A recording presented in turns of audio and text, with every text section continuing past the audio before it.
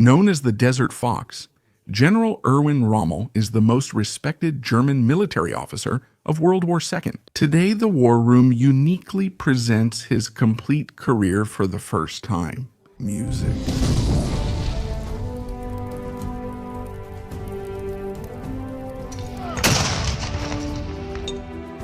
Johannes Erwin Eugen Rommel was born in the small town of Heidenheim, 45 kilometers northeast of Ulm, in what was then the Kingdom of Württemberg, part of the German Empire, on November 15, 1891. He was the third of 5 children of Erwin Rommel, a former artillery lieutenant and now a high school teacher, and his wife, Helene von Lutz.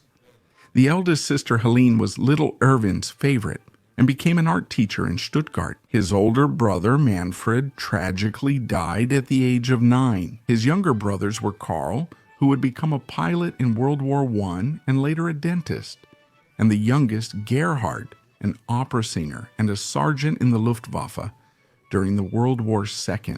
In his youth, Erwin Rommel showed a keen interest in the emerging field of aviation, expressing a desire to become an aeronautical engineer. His father, however, objected, giving him the options of becoming a teacher or pursuing a military career. Therefore, on July 19, 1910, at the age of 18, Rommel joined the 124th Infantry Regiment as a cadet in Weingarten, and after completing his basic infantry training, he was transferred in March 1911 to the War School in Danzig, where he graduated in November of that year, commissioned as lieutenant or second lieutenant. In January 1912, Rommel returned to serve with his original regiment in Weingarten. On March 1, 1914, he was transferred to Ulm, where he took command of the 4th Battery of the 49th Field Artillery Regiment, remaining in that assignment for only 5 months.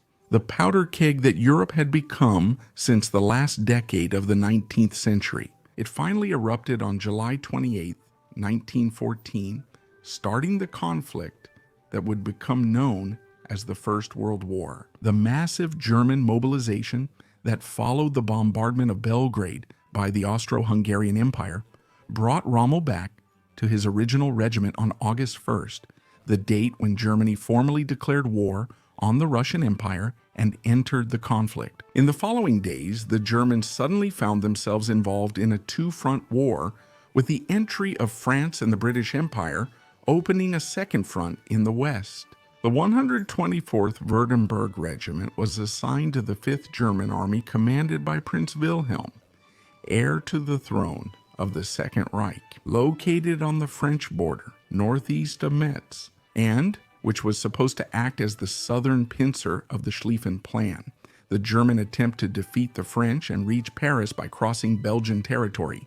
Rommel, commanding a platoon of the 2nd Battalion, had his baptism of fire on August 22, near the Belgian village of Blythe, northeast of Verdun, in an area already occupied by French troops. The fog covered the fields that morning, and Rommel took 3 soldiers from his platoon to scout the area around the village.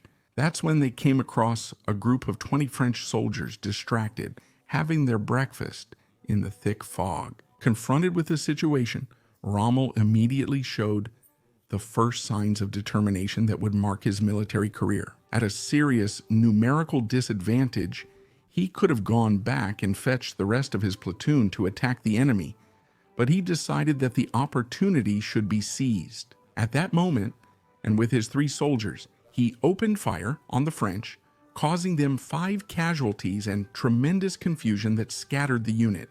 Rommel then returned with the rest of his platoon and led from the front the capture of the first houses in the city. After a brief resistance, the town fell under German control an hour later. In the following weeks, the energetic young lieutenant would lead his soldiers in several other actions, always demanding a much higher level of dedication than the average of the other officers. Already taking his men with him, he told them to sweat so they wouldn't bleed. In September, his platoon was on the attack to the west of Yametz, facing a line of French infantry camouflaged by bushes ahead. Armed with his Mauser rifle, Lieutenant Rommel did not hesitate. I saw 5 Frenchmen standing and shooting at me. Instantly, I brought my weapon to my shoulder and 2 Frenchmen fell as my rifle cracked. There were still 3 left, but I ran out of ammo. The bayonet was my only hope, and I was very good with it. Even outnumbered 3 to 1, I had complete confidence in my weapon and my skill. With his bayonet at the ready, Rommel advanced fearlessly against the 3 enemies, and in a fierce hand-to-hand fight, took out all 3 Frenchmen. However, the fight also left him with a deep wound in his leg, and he was immediately taken to a rear hospital. On September 24, while he was recovering, Rommel received the news that his bravery had been recognized. The action had been noticed, and he was awarded the Iron Cross, 2nd class. After leaving the hospital and returning to the front, Lieutenant Rommel saw the war had changed drastically, and now a terrible landscape of trenches stretched across all of northeastern France.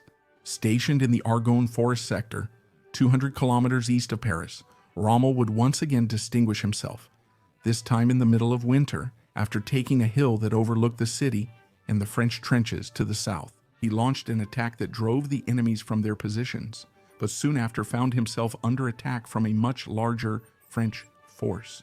To make matters worse, he received word that he would not be getting reinforcements, making it inevitable to abandon the newly taken positions. Unfazed, Rommel ordered his soldiers to fix their bayonets and called for a general attack, advancing against the French line, which scattered in panic.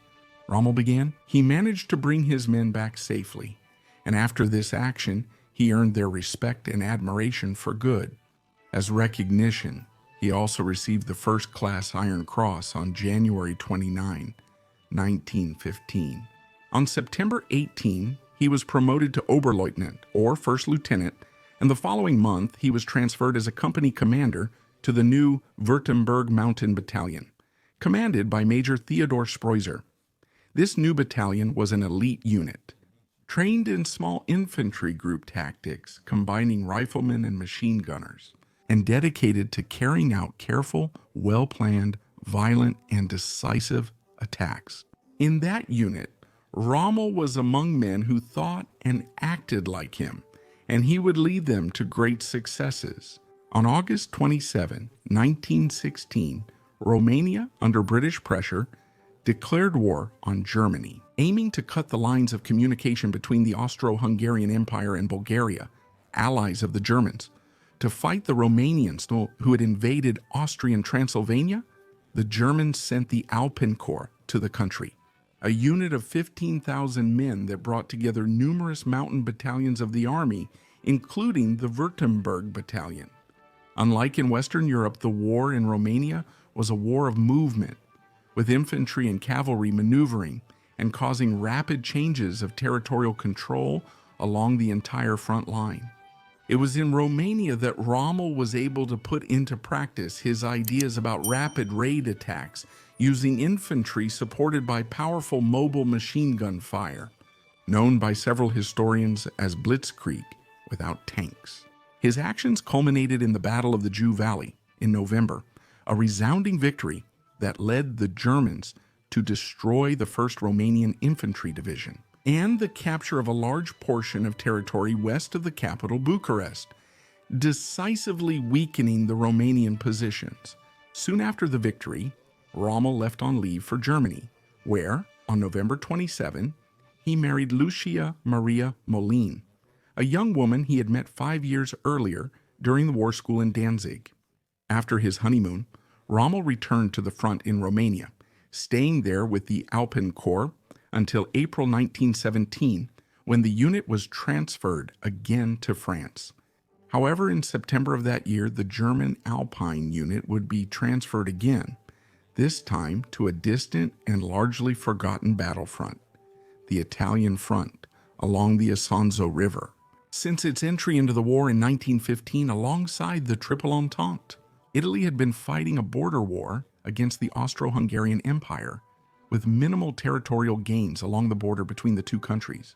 Although the Italians failed in their attempt to dislodge the Austrians from the border, the latter were also not in a position to mount an offensive that could break the determined army. But on August 18, 1917, Italy launched the 11th Battle of Isonzo using two armies, with a superiority that exceeded 2-1 against the Austrians. After nearly a month of fighting, the Italians had advanced along the entire line, capturing several fortified enemy positions, and were only stopped in the end by the exhaustion of their own troops. It became clear that the Austrian army would not withstand another similar attack, and for that, Kaiser Karl the Wise urgently wrote to his German ally, Wilhelm II, requesting assistance on the battlefield.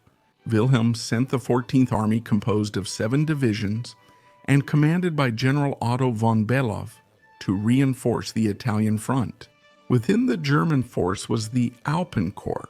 After studying the entire front line, the German High Command had determined that the key point of the Italian defenses was the Kolovrat mountain range, which had its highest point at Mount Mataur, a 1,642-meter peak that dominated the entire sector, located in front of the city of Kobarid, known to the Italians as Caporetto. Positioned east of Tolmin, the Alpine Corps awaited the start of the offensive at midnight on October 24, when at 2 in the morning, 2,000 Austrian and German artillery guns opened fire along the entire front line, pounding the Italian positions for 4 hours. At 6 in the morning, after taking the city and the valley below, ERWIN Rommel began the climb of the mountain range. Leadership of the Rommel Detachment, a special unit formed by 6 mountain companies and placed under his command for the assault. Right at the beginning of the climb, under a light rain, the Germans came across an Italian defensive line that alternated between trenches and machine gun nests. Surveying the terrain, Rommel noticed a small side access road that flanked the enemy position and sent a combat group that way. To surprise the Italians from the rear, his plan worked, and without any casualties, the Germans captured the Italian position, taking their first prisoners. They continued the climb with the 3rd Bavarian Guards Battalion on their left side, in which a lieutenant named Ferdinand Schörner served. Just like Rommel, a future field marshal who would become his rival until the end. That night, Rommel was forbidden by the commander of the Bavarian Battalion to take the hill, 1,114, a key point that would open access to the Italian defensive line at the top of the mountain range. Furious, he proposed to his commander, Major Sprucer, a bold alternative plan to continue the advance. He would simply go around Hill 1,114, advancing along the northern slope, reaching the next objective, Hill 1,192, which guarded access to Mount Cook, the highest peak before a valley ahead. A series of bold decisions and precise movements would turn the following days into the most successful of ERWIN Rommel's entire vast and impressive military career. On the morning of October 25th, with Major Sprucer's blessing, Rommel set out just before dawn, taking 2 rifle companies and 1 machine gun company. While the Italians on Hill 1,114 were completely distracted by Schörner's company's attack, Rommel led his men up the slope and, at a point ahead, surprised an Italian sentry, who gave them access to the enemy line. Soon after, his 2nd company was pinned down by an enemy battalion. Rommel quickly ordered his other company to launch a flanking attack on the Italians. When the Italians turned against the new attackers, the 2nd company immediately launched its attack. Rommel was the first to do this. The enemy battalion, with 8 officers and 500 soldiers, surrendered immediately. The Italian officers who resisted were beaten by their own soldiers. At 9:15 in the morning, Rommel already had 1,500 prisoners under his responsibility, and his contingent was getting smaller and smaller to guard them. Observing the valley below with his binoculars, he noticed that the road leading to the village of Liebeck was empty, indicating the presence of few enemy troops in the area. That was when he embarked on one of the boldest moves of his entire life. In front of him, Rommel had Mount Cook, the day's objective for the German mountain troops, with its Italian garrison ready to be taken. But down in the valley was the opportunity to close off the escape route for the entire Italian contingent in the mountains. And Rommel's daring judgment left him with no doubts. Leaving Mount Cook behind, he gathered just 150 men and quickly descended the mountain slope along a narrow trail, completely surprising the Italian garrison who thought they were safe behind the front line. And they surrendered immediately, along with a huge load of supplies that had just arrived. As soon as we arrived, we took eggs and grapes from the captured baskets. The Italians were petrified when they found us, 3 kilometers away. Now we had more than 100 prisoners and 50 vehicles whose cargo delighted us, hungry warriors. Quickly, all the fatigue and effort of the last hours had been forgotten. Morale was sky high behind enemy lines.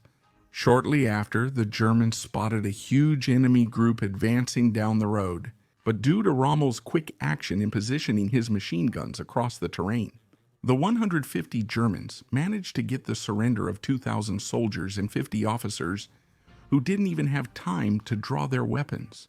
That night, the Rommel detachment began climbing Mount Mattaior, and at 7:15 in the morning on October 26th, they reached an Italian defensive line 3/4 of the way to the top. After a brief exchange of gunfire, he realized that his small force would be unable to dislodge the Italians in combat. But once again, his determined spirit came into play. I felt that I had to act.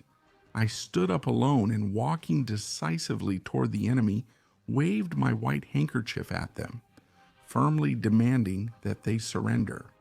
The mass of men looked at me and didn't move.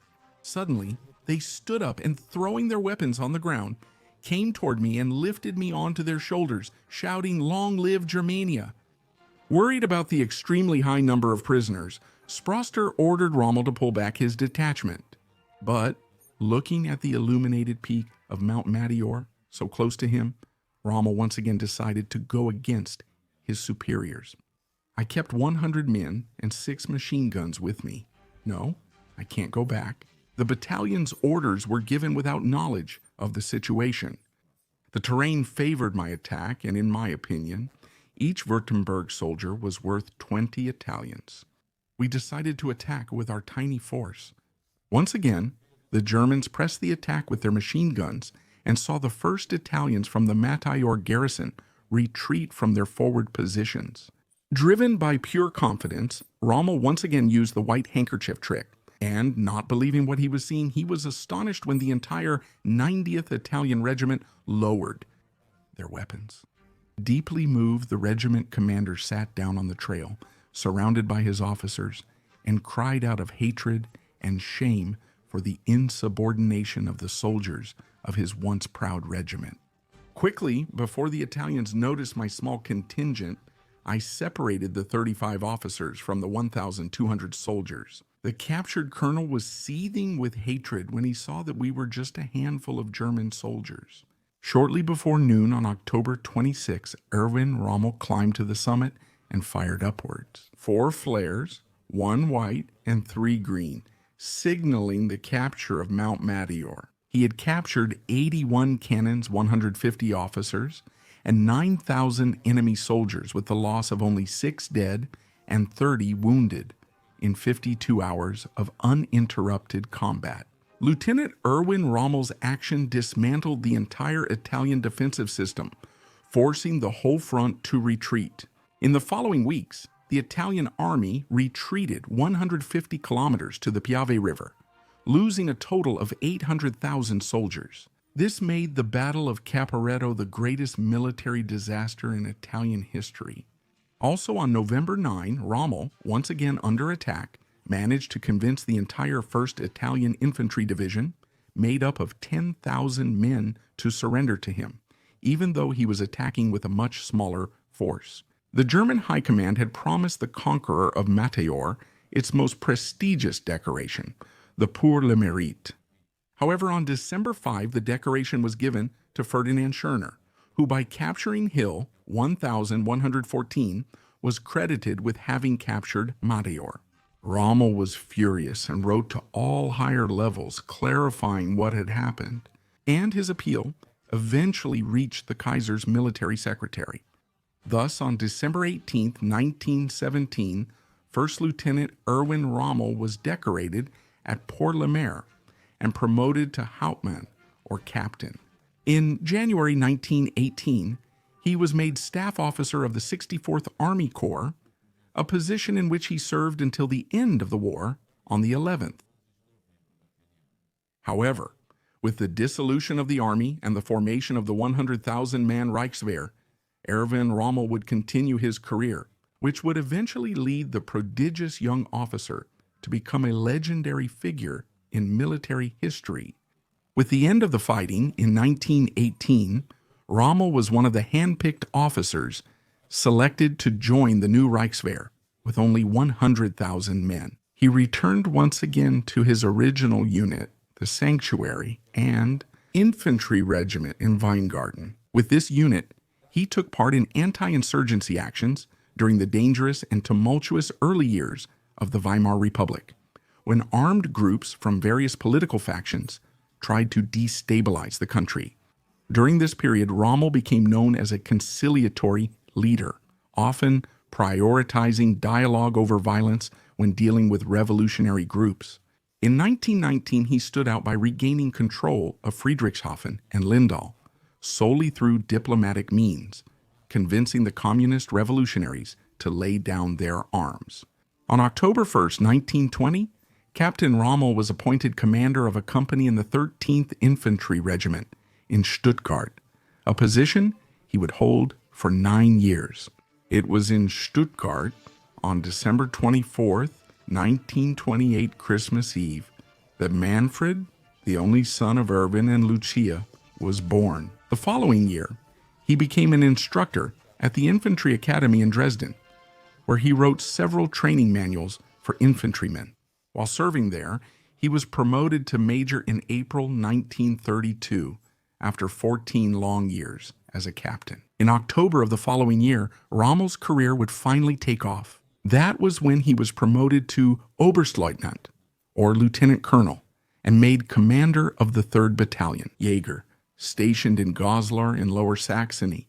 It was there that Rommel met Adolf Hitler for the first time when he came to inspect his troops on September 30th, 1934. In their first conversation, Hitler was impressed by the young Rommel's combat record in the First World War. In September 1935, this prestige led him to become an instructor at the Potsdam Military Academy in the capital, Berlin. And there, Rommel wrote the book Infanterie Greift an, or Infantry Attacks, which contained his memories of the First World War, interspersed with tactical analyses of infantry employment. This work became a worldwide bestseller in the following decades, influencing the development of operational doctrine in several armies around the world. On August 1, 1937, Rommel was promoted to Oberst, or colonel, and the following year he was transferred to the Theresian Military Academy in Wiener Neustadt, south of Vienna, in the newly incorporated Austria, which became part of the Third Reich after the Anschluss on March 12, 1938. However, as early as October that year, Hitler personally asked Rommel to join his security team.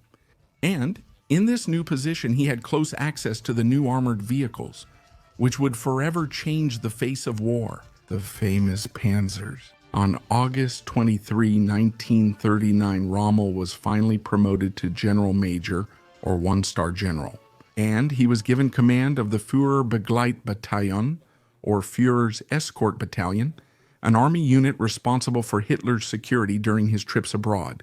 Rommel began accompanying Hitler along the entire front line during this command. During the invasion of Poland, which started World War II on September 1st, 1939. He was responsible for Hitler's security framework during his frequent inspections close to the fighting. Rommel had rare access to the operations of the panzer divisions and saw firsthand the use of tanks against enemy formations. That sight had captivated him irreversibly, and in those vehicles, Rommel found his new and unstoppable passion. On September 26, Rommel returned to Berlin to establish his new headquarters. But on October 5, he went back to Poland, this time to occupied Warsaw, to prepare for Hitler's visit and the victory parade in the enemy capital. Immediately after the fighting in Poland ended, Rommel began a personal campaign to receive command of one of the German Army's 10 scarce panzer divisions. And although his combat record had always been marked by maneuver and surprise, qualities that formed the basis for the use of armored units, his request had already been rejected by the High Command, which instead offered him command of a mountain division. But Rommel did not give up, and he used his influence with Hitler, as well as with the prestigious General Wilhelm List, commander of the 14th Army, and also a native of Württemberg, to secure command of the new 7th Panzer Division, a newly created unit composed of 218 tanks on February 10, 1940, as preparations for the summer offensive in the West were rapidly intensifying. Rommel immediately began a complex training period for his new division, instructing his officers to emphasize the values he held. Above all, surprise and movement to keep the enemy constantly confused and under pressure. He had exactly 3 months to get the 7th Panzer into shape before the German steel storm was unleashed. Launched against the Netherlands, Belgium, and France on May 10, 1940, the original plan of the German High Command had been modified at the beginning of 1940 after a review by General Erich von Manstein, which resulted in a complete reversal of the main axis of the armored attack against France. Instead of repeating the strategy developed by Alfred von Schlieffen and used in the First World War, Manstein developed the concept of Sickelschnitt, or the sickle cut, by moving the disposition of the panzer forces to the Ardennes forest in the south of Belgium, so that they could then undertake a rapid advance through the enemy's rear, cutting the Allied forces in two. The new plan was approved by Hitler, and in this way, the 7th Panzer Division was integrated into the 15th Corps of General Hermann Hoth, another great armored forces commander who was supposed to secure the Flamengo, right flank of the main attack force commanded by General Ewald von Kleist. In the early morning of May 10th, the 7th Panzer Division cut through the south of Belgian territory, north of the Ardennes forest, through which the entire Panzer Group Kleist, which included the 19th Corps of General Heinz Guderian, was passing undetected, hurrying toward the Meuse River, which cut through the region from north to south and gave access to the interior of France. The High Command had established that the Meuse should be crossed by the 5th day of the invasion. Otherwise, the entire German strategic plan would be at risk. But Rommel reached the river at Dinant by nightfall on May 12th, halfway through the established deadline. Unlike Guderian, who had to set up pontoon bridges immediately upon reaching the river, Rommel's motorcyclists had discovered an unguarded spillway at Raux, north of Dinant, which gave access to an island in the middle of the river. His soldiers rushed across the spillway and occupied the island, crossing the short remaining distance, and that night they established a bridgehead on the western bank. At dawn on the 13th, Rommel was seen crossing the river in one of the division's first assault boats, encouraging his engineering troops to speed up their work. And then he got down, standing with water up to his waist, helping to carry the wooden pieces of the pontoon across. Further south in Lannister, Rommel once again crossed the Meuse in one of the first assault boats, this time staying on the western bank for over an hour, commanding an infantry company against French troops. At this point, Rommel's level of involvement was right on the division's front line, as if he were still commanding companies. In the First World War, there were no parallels to this in the German army, but this boldness bordered on carelessness at various times, and as the division commander, he took several dangerous risks for the troops. One of these occasions happened on May 14th, when the 7th Panzer, after crossing the river, advanced at high speed for 50 kilometers in a single day, reaching Sivir, where Rommel's tank, the first in the column, hit a ditch and became immobilized. Immediately coming under French fire, Rommel was wounded in the face by a shell fragment and was only saved by the intervention of another German tank, which finally caught up to him. The next day, his division finally reached the French border, and before them, they found the extended section of the Maginot Line, which, although not as impregnable as the main section, further south it was made up of an imposing line of machine gun bunkers, ditches, and heavy-caliber weapons. Concerned about his valuable tanks, the commander of the Fourth Army, General Günther von Kluge, issued an order on the morning of the 16th for the tanks to withdraw and let the infantry take the defensive line. Rommel was dissatisfied with the decision and communicated his feelings to Roth, who agreed with him. Therefore, that afternoon, Hermann Roth issued a verbal order allowing the tanks to conduct a reconnaissance of the line. But concerned minutes later, he added that no breakthrough of the line should be attempted. But it was already too late. At 6 p.m., Rommel launched the attack on the Maginot Line, with his tanks opening fire directly on the bunkers and surprising the French. Following the tanks came the flamethrower operators, who incinerated the enemies inside the bunkers, thus creating a breach in the French defensive line. We had crossed the Maginot Line. I can hardly believe it. 20 years ago, we spent 4 long years facing this same enemy, winning victory after victory. But even so, we lost the war. But now, we've broken through the famous Maginot Line, and we're pushing deep into enemy territory. And this isn't a beautiful dream, it's reality. In complete darkness, Rommel decided that his success could only be guaranteed by taking advantage of the situation, and chose to continue the advance through the night. Shortly before Avesnes, the German momentum gave rise to a nightmarish scene. The 5th French Motorized Infantry Division had parked its vehicles by the side of the road before getting ready. Minutes later, they were awakened by the horrendous sound of twisting metal as the 7th Panzer Division literally drove over their vehicles, crushing everything before the incredulous eyes of the French. During that completely disconnected night, Rommel advanced 50 kilometers to the banks of the Sambre River in Landrecy and crossed the river without hesitation, stopping only in Leccato at sunrise on May 17th. It was only then that he realized that the few tanks in his vanguard were all he had with him, and the rest of his division was still a long distance away, crossing the Maginot Line. With fuel and ammunition running low, he decided that something had to be done immediately. In yet another display of his classic skill, Rommel climbed into an armored car, and, while he ordered his soldiers to guard the bridge over the Sambre River, he returned alone to fetch the rest of the troops.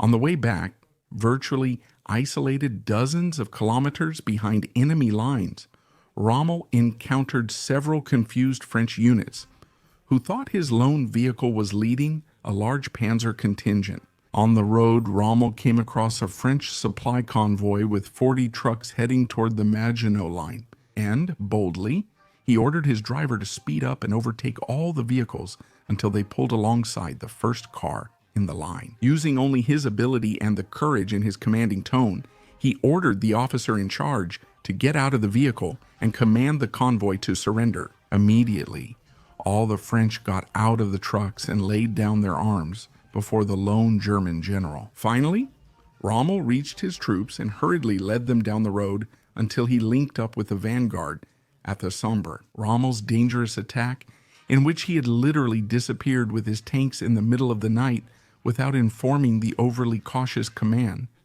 made many generals put a price on his head. But he had caused monumental destruction and confusion in the French lines, saving German lives and speeding up the progress of the entire campaign. Instead of a court-martial, his success had earned him the prestigious Knight's Cross of the Iron Cross on May 27th. In a later meeting with Hitler, he congratulated him enthusiastically for the achievement. But he confessed, "General, your attack cost me an entire night of sleep." From that date on, the 7th Panzer Division, which had disappeared from the map and returned victorious the next day, became known as the Gespenster Division, or Ghost Division, capturing Cambrai. On May 20th, Rommel's vanguards reached Arras in the race to get to the English Channel and cut the Allied forces in half. The next day, the British Expeditionary Force launched a counterattack on the northern flank of the Arras Point, a German spearhead in the hope of cutting Guderian's panzers off from the rest of the German army.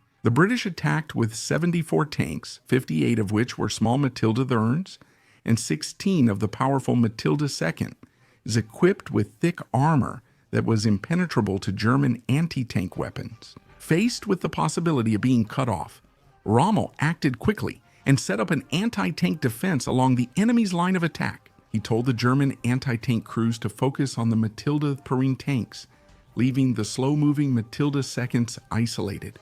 At the same time, Rommel called up a battery of Krupp 88mm anti-aircraft guns to the front and, lowering their elevation, opened fire on the Matilda IIs. Astonished to see their large tanks burst into flames, the British gave up the attack and retreated from Arras, leaving behind 50 destroyed tanks. After Guderian reached Abbeville on that same day, the Allied forces were definitely cut in two, and from then on, Rommel began to advance northward to crush the rest of the Anglo-French forces trapped there. On the 24th, a general order was issued to halt the tanks, which was only rescinded on the 26th. Immediately, Rommel launched a rapid offensive toward Lille, linking up with the troops of the 6th German Army and encircling the entire 1st French Army, which had to delay and retreat to the coast. Meanwhile, the Allied forces retreated to the perimeter of the port of Dunkirk, where the British began evacuating their soldiers. They managed to evacuate 338,000 of them by June 4th, effectively eliminating the pocket to the north. The next day, Rommel began his advance, this time heading south to cross the Seine River at Rouen. Advancing through terrain completely untouched by war, the entire division moved across the fields in a gigantic armored box, 3 kilometers wide and 18 kilometers deep. Rommel was confident and wrote to his wife, "Dear Lou, we are on the road again. This new movement won't be so difficult. The faster it happens, the better for us. It all happened so fast. Could you please cut out all the newspaper articles about me? I don't have time to read right now, but it'll be fun to look at them later." The 7th Panzer reached Rouen on June 9th, finding the bridges over the river blown up by one of the last French groups in the area. On June 12th, Rommel reached Saint-Valery-en-Combe, surrounded, and accepted the surrender of 12,000 soldiers, British and French soldiers who were trying to be evacuated by sea. That night, the division's band gave a concert by the seaside for their troops and their new prisoners. While Paris was occupied by the Germans on June 14, Rommel advanced through the interior of Normandy, avoiding cities that could be used as points of resistance by the French, until, on the 17th, he was ordered to Cherbourg to prevent the evacuation of a British contingent through that port. On his approach, he captured a British supply column and found himself smiling at the scene, which reminded him of Montematayor, 22 years earlier. His happy soldiers delighting themselves with canned fruit, sweets, and tins of ham. On June 19th, after 2 days of constant bombardment, the garrison of Cherbourg surrendered, concluding the extremely successful campaign of the 7th Panzer Division in France. On that same day, Marshal Philippe Pétain, recently appointed Prime Minister of France, requested an armistice with the Germans. 3 days later, on June 22nd, in the forest of Compiègne, at the same place where the German surrender had been signed in 1918, Adolf Hitler received the French surrender. Reaching the peak of his personal triumph in his career, General ERWIN Rommel had become a German national hero, embodying all the qualities of the country's new military leadership, and a prominent example of the use of the new blitzkrieg tactics, or lightning war. Shortly after the signing of the armistice, the 7th Panzer Division was moved to Bordeaux to re-equip and prepare for Operation Sea Lion, the planned amphibious invasion of England. However, with the Luftwaffe's failure to achieve air superiority over southeastern England, the invasion ended up being canceled. A few months later, Rommel's division was placed in reserve and returned to Germany. But a complicated situation was developing at that moment. Far away from there, on the hot plains of the North African desert, Hitler's Italian allies were being violently pushed back by a British armored offensive. And for Erwin Rommel, another immense chapter of adventure was about to begin, raising his name to legendary status. The fantastic German victory over France in the summer of 1940 had driven the British presence from continental Europe and established the Third Reich as the dominant military power in the region, raising Adolf Hitler's prestige to new heights. His Italian ally, Benito Mussolini, was less satisfied, having declared war on France and England just a few days before the French surrender, and, driven by the burning desire to easily conquer the colonial spoils of the Franco-British defeat,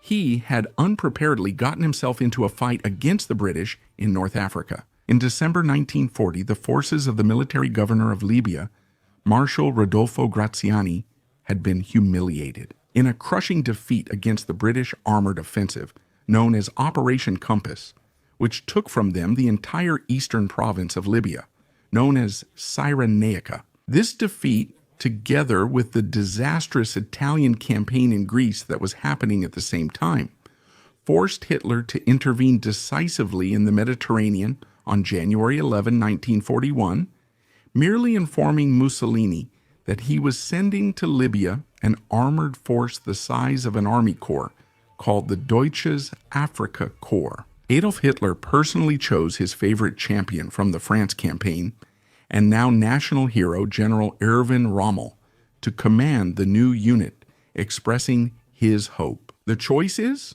the Army Commander General Walter von Brauchitsch and his Chief of Staff, General Franz Halder. Although they had protested against Rommel's appointment to command the 7th Panzer Division the previous year, this time Brauchitsch and Halder gladly welcomed Rommel's nomination to command the Afrika Korps.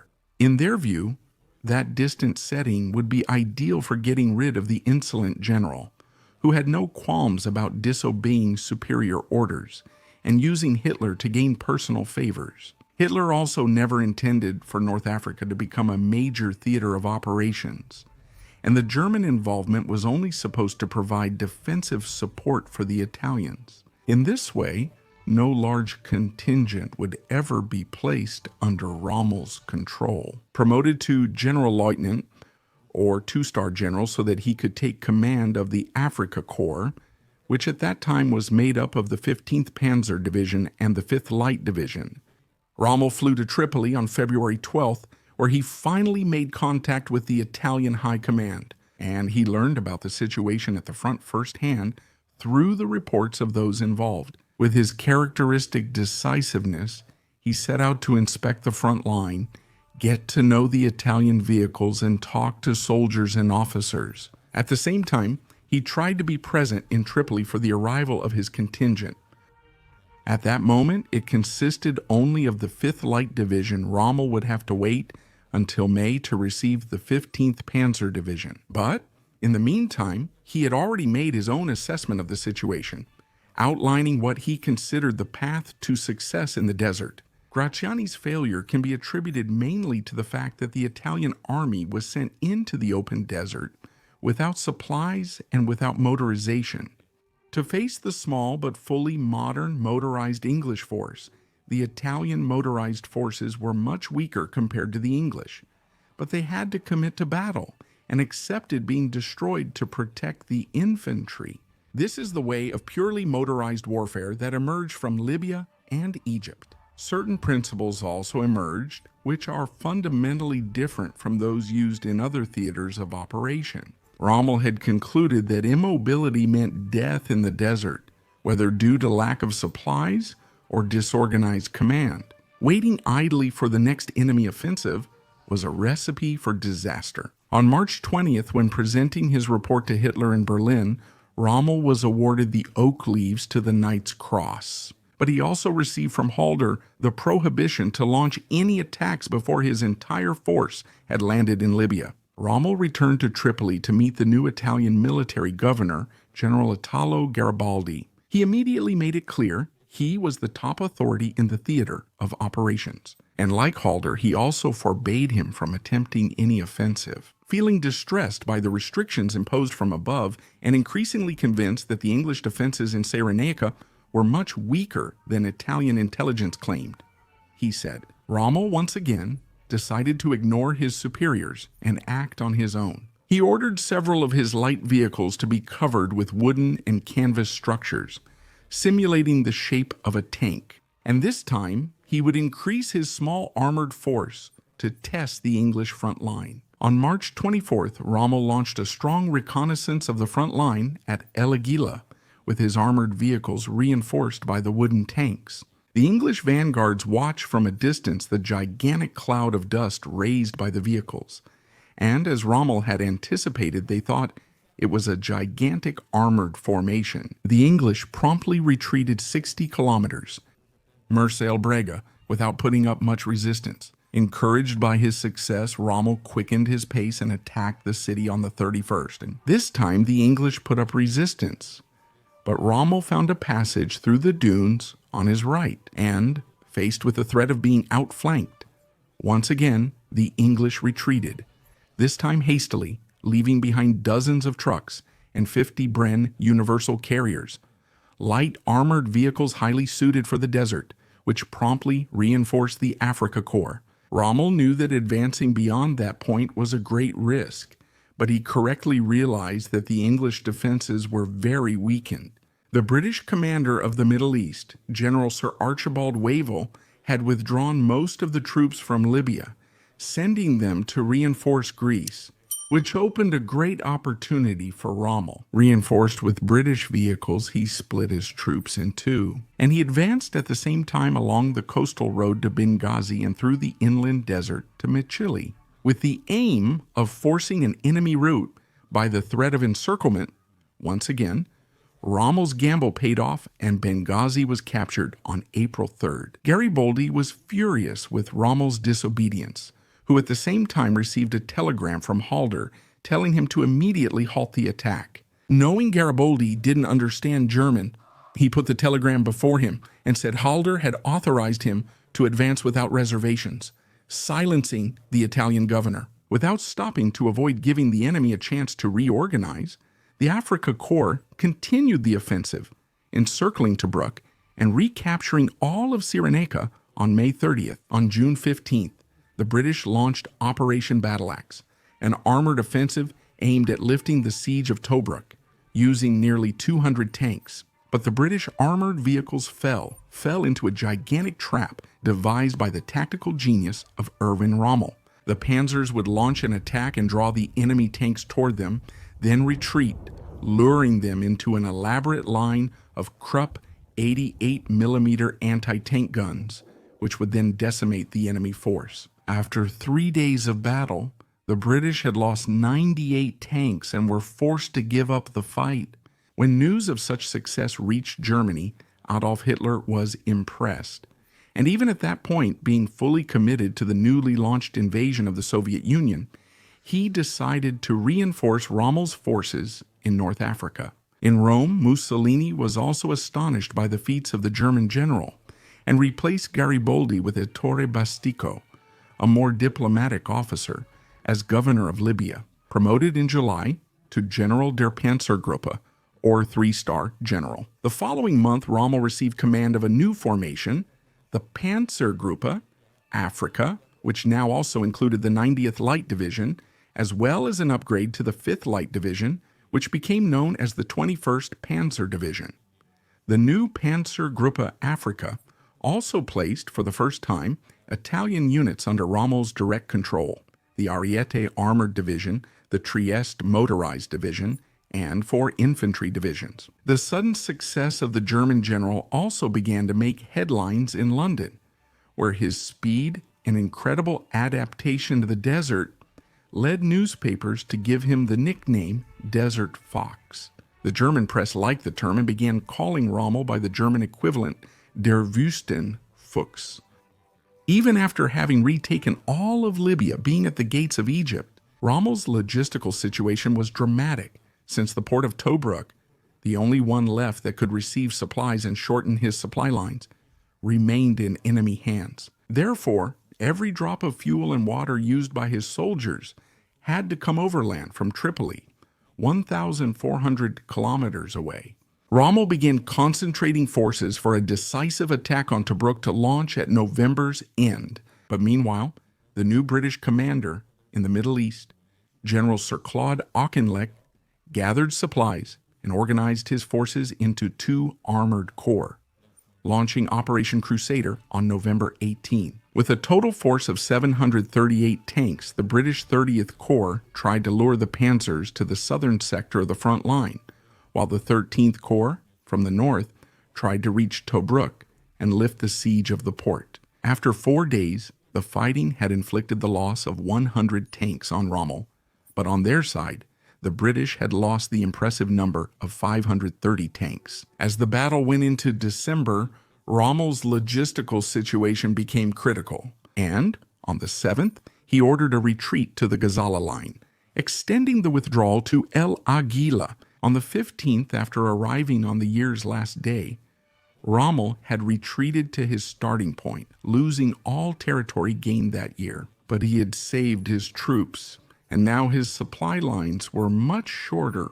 On January 20th, Rommel had his command expanded with the creation of the Panzer Army Africa, an army-level command. And for that, he was also promoted to General Oberst, or 4-star general. On that occasion, he was also awarded the swords to the Knight's Cross. After receiving a large influx of German and Italian tanks, he acted immediately.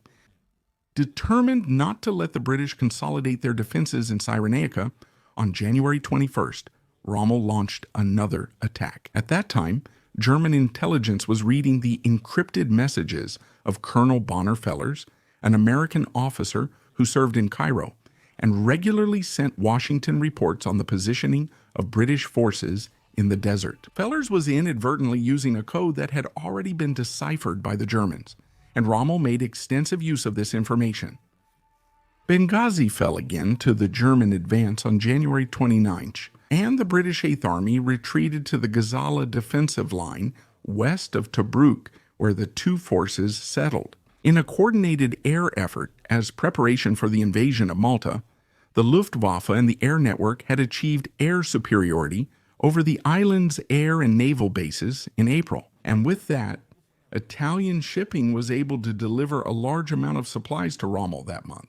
At the same time, the British also received reinforcements. By early May, they had 900 tanks available. Rommel had 320 panzers and another 240 Italian tanks, totaling 560 armored vehicles. Even so, on May 26th, he launched an attack to the north of the Gazala line, which stretched to the south. At Bir Hakeim, a position defended by a French brigade, using the Italian tanks to the north, Rommel used the panzer divisions to encircle Bir Hakeim from the south. But the unexpected resistance from the French forced Rommel to dangerously expose his right flank to English armored counterattacks. With his supply line extremely stretched and to avoid encirclement, Rommel decided on a bold move. He advanced with his tanks to the edge of the English minefields, ending up with his back to them. By doing so, he eliminated the possibility of attacks from his rear, in a position that became known as the Cauldron. While repelling the intense British attacks from the east, Italian engineers cleared a path through the minefield to the west, thus opening a direct supply route to resupply the panzers. Reinvigorated, on June 13th, Rommel's tanks inflicted a heavy defeat on the British armored force, reaching the coast and cutting off the enemy forces still defending Gazala. The remaining British fled to Egypt, abandoning Tobruk, which was finally captured by Rommel on the 20th, along with 32,000 prisoners, and a huge and valuable amount of supplies.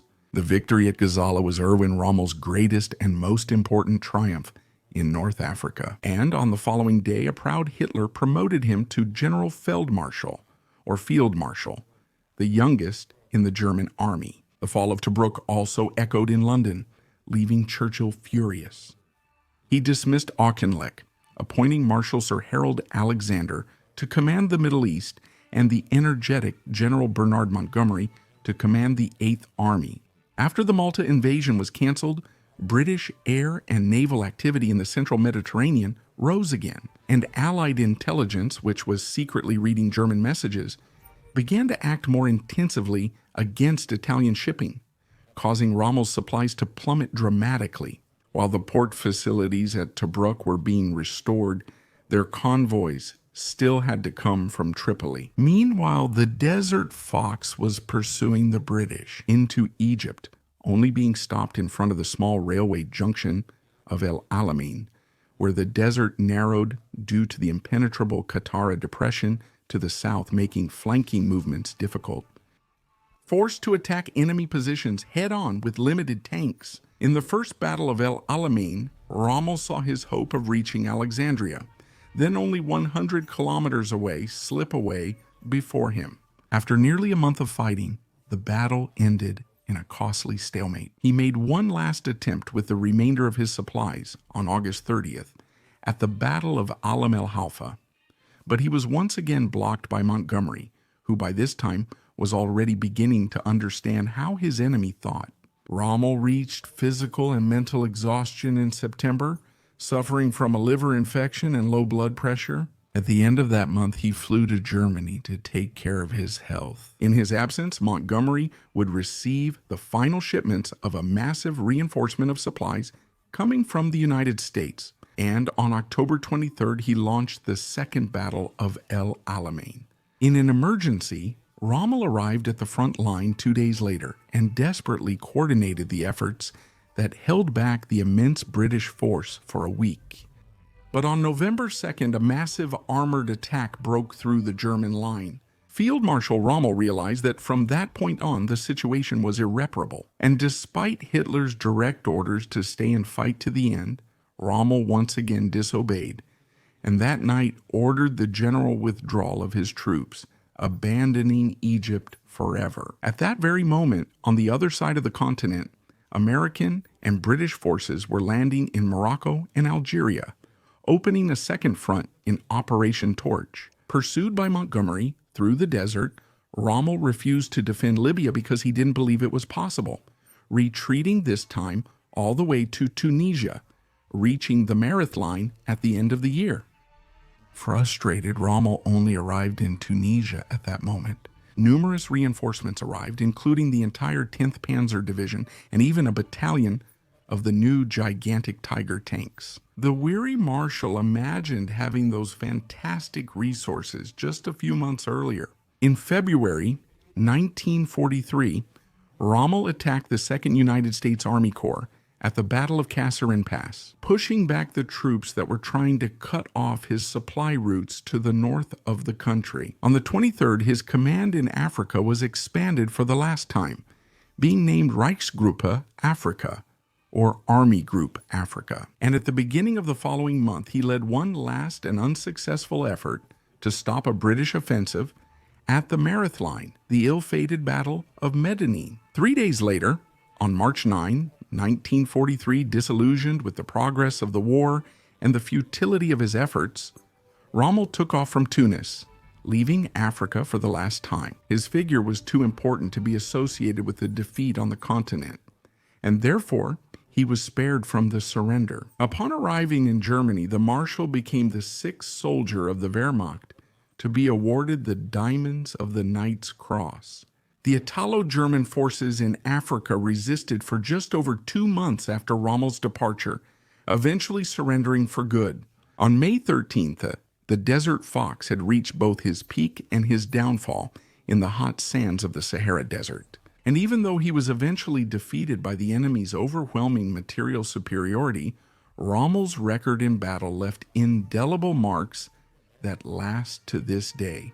But back in Europe, yet another gigantic challenge awaited him, putting him in command of the defenses that were being prepared to face the largest amphibious invasion in history. At the same time, the German and Italian troops were unconditionally surrendering to the Allies in North Africa. A piece of top priority information was reaching Berlin through the hands of the top agent of the Abwehr, the German intelligence agency in Spain. General Erich Killenthal was carrying secret documents that indicated the next major Allied invasion operation would take place on the coast of Greece. But the Germans had no idea that these documents had been forged by British intelligence and deliberately planted on the Spanish coast. In April 1943, during the complex and unusual Operation Mincemeat, the false information was so convincing that it ended up persuading the German High Command to begin preparations to counter an amphibious invasion of Greece. And even when the real invasion, Operation Husky, was launched against Sicily on July 10, Hitler was still convinced that Greece would be the next target and ordered the coastal defenses to be prepared against the expected invasion. On the 23rd, he appointed Field Marshal ERWIN Rommel as commander of Army Group E, stationed in Greek territory. On the 25th, Rommel arrived in Athens, but his command in Greece would be the shortest of his entire career. That same night, he was called back to Berlin, because on that very day, traumatic news had arrived from Italy. Benito Mussolini had been deposed by the Grand Fascist Council, and Italy was now seeking a ceasefire with the Allies. Rommel was made commander of Army Group B with the mission of controlling the mountain passes leading into Italy and militarily occupying the northern half of the country. On August 16, he established his headquarters at Lake Garda and began the operation to disarm the Italian troops in his area of operations. And while he was doing that, the Allies landed at Salerno in southern Italy on September 9, and German troops confronted the invasion. There was Marshal Albert Kesselring, who, as commander of the Mediterranean, had been Rommel's superior and hierarchical chief in Africa. On September 30, Rommel and Kesselring met with Hitler to discuss the course of operations in Italy. In this meeting, the two marshals' strategic visions diverged drastically. Rommel, at that time, was already well aware of the industrial power of his enemies, who were able to flood the battlefield with seemingly endless war material in a short time, and he defended the idea of abandoning 70% of Italy and setting up a defensive line in the Apennines to defend only the rich and industrial Po Valley. Rommel thought that only in this way could he avoid being flanked by coastal landings, and he would keep his supply lines short enough not to expose them to the magnificent Allied air power. Kesselring, on the other hand, was much more optimistic, maintaining that it would be possible to hold off the Allies on a strong defensive line south of Rome in the Monte Cassino region and exhaust the enemy's effort in an elaborate defensive system in depth. Hitler, who since the beginning of 1943, with the abandonment of Libya, had already begun to doubt Rommel's faith in victory, decided to go with Kesselring's plan, appointing the Luftwaffe Marshal as the overall commander of Italy on November 21. Hitler again reassigned Rommel. This time he would go to the coast of France, where he would use his talent to organize the famous Atlantic Wall, or Atlantic Wall. Since 1943, the Germans had already been expecting the upcoming Allied invasion along the northwest coast of France to invade and liberate that country from the occupation. To that end, a series of coastal defenses began to be built along the entire French coast, from the Spanish border to Denmark. But the Atlantic Wall, so heroically portrayed by the newsreels of the Ministry of Propaganda, was nothing like what Rommel expected when he first arrived there. He found an amalgamation of old weapons, many captured during the offensives of 1940, completely inadequate for hitting naval targets, and with an immense variety of calibers, which was a real nightmare for German logistics. Some key points, like Pas-de-Calais, had been reinforced with heavy caliber naval batteries, but the rest of the coastline was only lightly fortified and manned by second-line troops in insufficient numbers. Rommel put himself on an intense inspection routine to understand the terrain he was defending and to develop plans to better protect it, quickly changing the face of the Atlantic Wall. He ordered the installation of millions of landmines and the expansion of the network of machine gun bunkers. He also installed in the fields, just behind the beaches, thousands of vertical obstacles in the form of 5-meter-long logs, known as Rommel's asparagus, to hinder the landing of gliders. On the beaches, Rommel was concerned with expanding the approach of the landing craft, and his perception of how to do this was changed on February 3, 1944, during a visit to the beach at Neuchâteau-Hardelot. A group of soldiers presented the marshal with a new method they had developed to dig deep holes in the sand using pressurized water. In this hole, a wooden log was driven in vertically, remaining covered by the high tide, posing a deadly danger to the landing fleet. The new devices became known as hoekfelle, or tall posts, and the new method allowed the installation time for each one to be reduced from 45 minutes to just 3 minutes. However, the new test showed that the hoekfelle were not strong enough to damage large barges. So a more reinforced design called handbalken, or obstructors, was developed and installed on the beaches. Multiple other types of beach defenses were developed and installed by Rommel throughout the first half of 1944.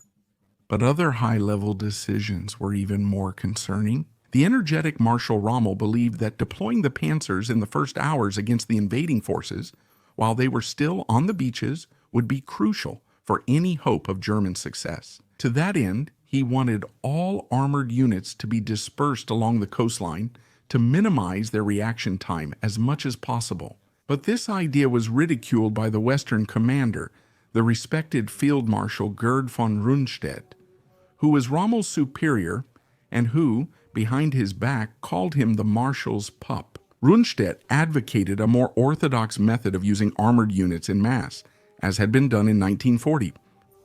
From his point of view, he would position all the armored units in the rear sector, near Paris, and then use them en masse in a major engagement to encircle and destroy the enemy formations in a key battle. Once again, Rommel's experience with Allied air power told him that such a massive movement of armored units would be unfeasible at that point, since the panzers and their long supply lines would be easy prey for enemy aircraft. Confronted with two divergent strategies at the end of April, Hitler ended up adopting neither, choosing a middle ground instead. He gave Rommel control of 3 panzer divisions, another 4 to Rundstedt, and kept the entire 1st SS Panzer Corps in reserve under his personal command. His repeated disappointments with Hitler's leadership since the previous year and his conviction that the enemy's strength was now impossible to overcome. They drew Rommel into the circle of conspirators who were planning to overthrow the Führer as a way to save Germany from destruction. In February of that year, one of the conspirators, the mayor of Stuttgart, Karl Stirling, who had served with Rommel in the First World War, he carefully contacted the Marshal and sounded him out about his position on the matter, obtaining his agreement. Rommel's involvement in the conspiracy expanded in April, with the arrival of his new chief of staff, General Hans Speidel, who introduced him to one of the movement's leaders, General Karl Heinrich von Stubnagel. He convinced Rommel that his participation would be crucial, as he was a rare man respected and loved by both the military and civilians, capable of controlling the situation after Hitler's overthrow. Even without being directly connected to Colonel Klaus von Stauffenberg's group, Rommel spent the following months talking with commanders of various ranks in France to gain their cooperation for the coup. Meanwhile, in the last months before the planned invasion, the Allied High Command ordered a vast disinformation campaign, with the goal of making the Germans believe that the landing would take place in the Pas-de-Calais region, where the English Channel was narrowest. An entire fake army made of wood and balloons was created in the English fields near Dover, and the Royal Air Force was ordered not to shoot down Luftwaffe reconnaissance aircraft flying in the region, precisely so they could photograph the decoy. Even General George Patton, at that time the most feared American commander by the Wehrmacht, was appointed head of an entire fictitious army, and transmissions containing this information were made solely for the purpose of being intercepted by the Germans. Even Rommel, who from the beginning firmly believed that Normandy would be the chosen location for the invasion, now began to believe that 2 invasions would take place, one in Normandy and the main one in the Calais region, an opinion that was also shared by the vast majority of German generals in France. On June 5th, the weather forecasts over the English Channel were so bad that the Germans didn't believe an invasion could be launched in less than 2 weeks. That way, Rommel decided to travel to Germany to celebrate his wife's birthday the next day, only to be suddenly notified on the morning of June 6th that a large-scale invasion was taking place in Normandy. Even with the invasion in full swing, Rommel and the German High Command were slow to believe that this would not just be a diversionary action to cover the invasion through Calais. And only that night did he return to France. Meanwhile, in Paris, Rundstedt had requested the use of the armored reserves, but his request was initially denied by Hitler. Throughout that day, the panzer divisions were moved one by one to the beaches until all the reserves were released.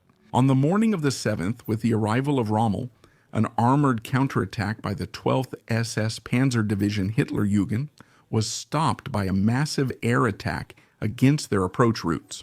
By that time, more than 150,000 Allied soldiers had already landed on the beaches, and Rommel's containment actions, although they were never able to dislodge them, also did not allow their rapid advance into the territory. On June 17, Rommel and Rundstedt were summoned to a meeting with Hitler at his Wolfschlutzwalde headquarters in Margeval, northern France, where the two commanders explained in detail the desperate state of affairs on the battlefield. Boldly, Rommel asked Hitler how he thought he could win the war at that point, but received no clear answer. On July 1st, Hitler dismissed Rundstedt and appointed Rommel's former commander from 1940, now a field marshal, in his place, Günther von Kluge, who, a few days later, faced with the tragic situation his troops were in, was also convinced by Rommel to join the conspiracy. On July 15, just days before Stauffenberg's planned attack, he wrote to Hitler, pleading one last time for him to end hostilities with the Western Allies.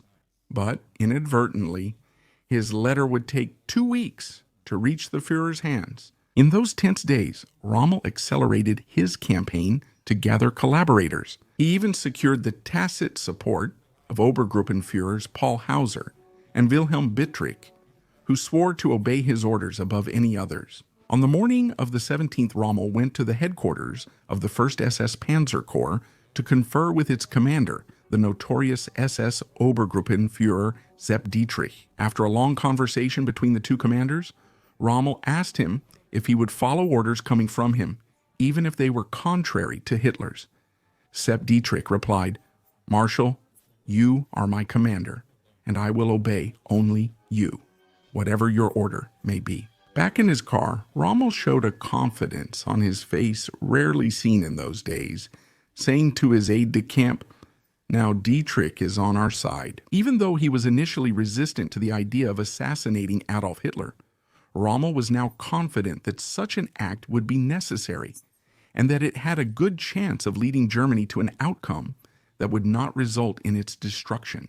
However, shortly after, on the road near the village of Saint-Foy de Montgomery, his car was suddenly attacked by Spitfires from Royal Air Force Squadron 602, and one of the pilots from the unit, probably the Frenchman Jacques Hemlinger, best friend of the Franco-Brazilian ace Pierre Klosterman, opened fire on the vehicle. Rommel's driver tried to speed up, but a 20mm shell blew off his left arm, causing the car to veer off the road and crash into trees. Rommel was thrown out of the car, suffering 3 skull fractures and several injuries to the left side of his face. A French doctor gave him first aid, and then he was taken to the Luftwaffe hospital in Bernay, where he slowly regained consciousness. The accident that happened to Rommel was seen as a bad omen for the conspirators, but even so, their plan went ahead.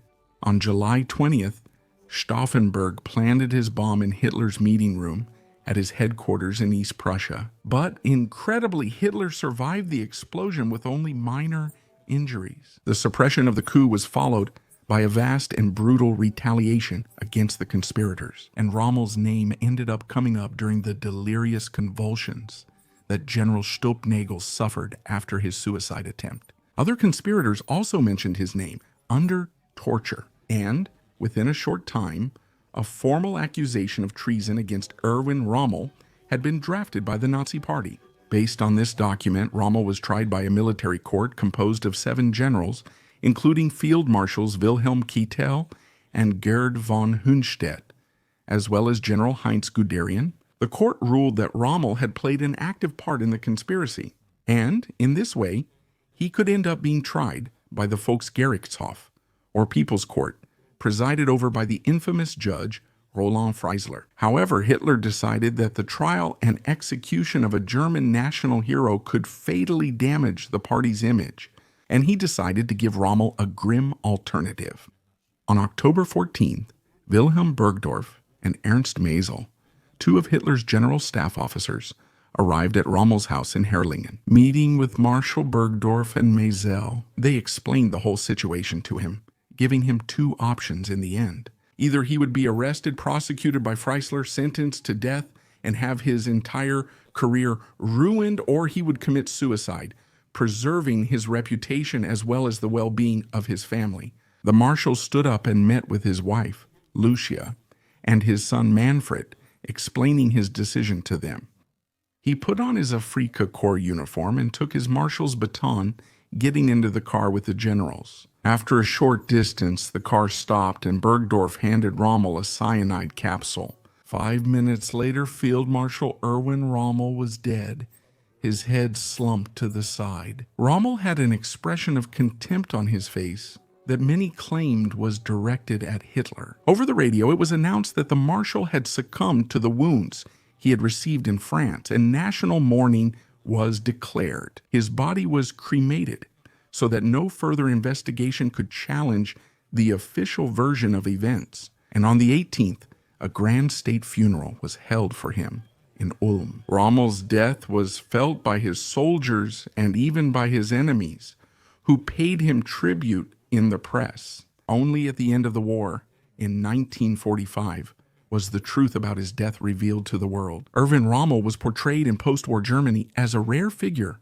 of the Third Reich, worthy of receiving great state honors. And in 1969, a new destroyer of the National Fleet was named after him, having been christened by his widow. Today, the largest German army base, located in Augustdorf, bears the name General Feldmarschall Rommel Kaserne, or Field Marshal Rommel Base. His son, Manfred, was mayor of Stuttgart for 22 years, from 1974 to 1996. And he collaborated with Sir Basil Liddell Hart on the publication of the Rommel Papers, a collection of Rommel's personal documents and his memoirs of World War II. The legendary figure of ERWIN Rommel, a military leader of outstanding competence in 2 world wars, a pioneer in the mass use of armored vehicles in Europe and North Africa, remains world famous. Set apart from politics and surrounded by the eternal aura of a commander, courageous and innovative, admired equally by allies and adversaries. Did you like the story?